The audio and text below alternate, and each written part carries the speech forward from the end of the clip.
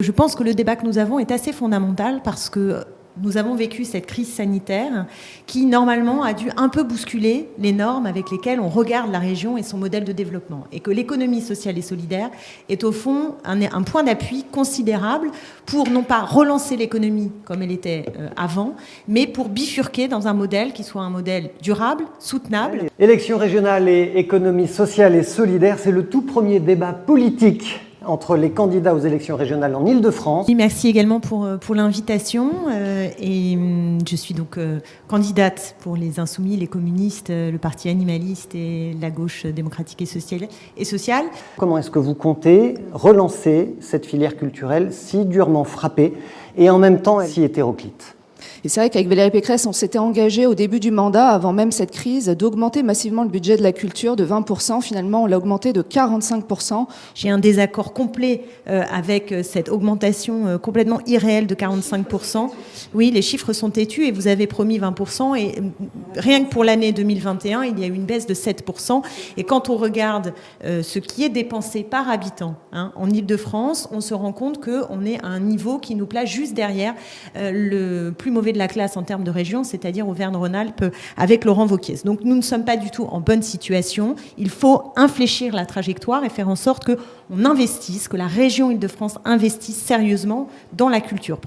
Cette question de la réconciliation des enjeux écologiques et des enjeux sociaux, dont évidemment on vous entend parler dans les médias, comment est-ce que vous voulez la mettre en œuvre à l'échelle du territoire de la région Île-de-France, chez nous ?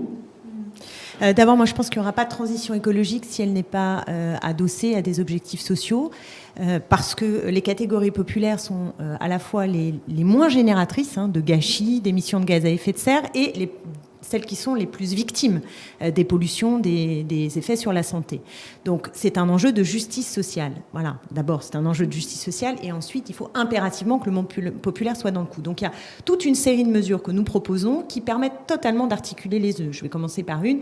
Par exemple, dans les cantines, nous proposons la gratuité immédiate dès septembre prochain dans les lycées pour les 4 premières tranches du quotient familial et en même temps d'avancer très très vite vers 80% de bio dans les cantines. Donc ça, vous voyez que vous articulez les deux. La gratuité dans les transports, c'est la même chose. Vous adressez aux jeunes, les moins de 25 ans, gratuité immédiate, aux bénéficiaires de tous les minima sociaux tout de suite, ce qui est une mesure qui à la fois permet de favoriser le recours au transport en commun et en même temps de favoriser les catégories sociales qui en ont le plus besoin. La commande publique de la région doit permettre de booster le développement de l'économie sociale et solidaire.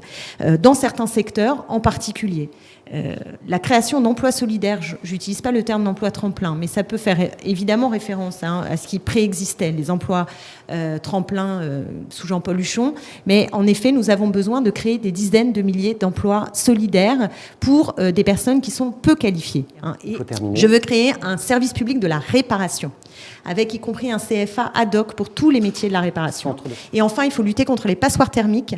Et là, un plan sur les passoires thermiques, je vous assure qu'il y a de quoi créer de l'emploi et rendre là aussi les choses très populaires. Parce que quand on a une passoire thermique, on paye aussi beaucoup plus cher son électricité ou son gaz. Et donc, c'est gagnant-gagnant, gagnant pour la planète et gagnant pour le monde populaire.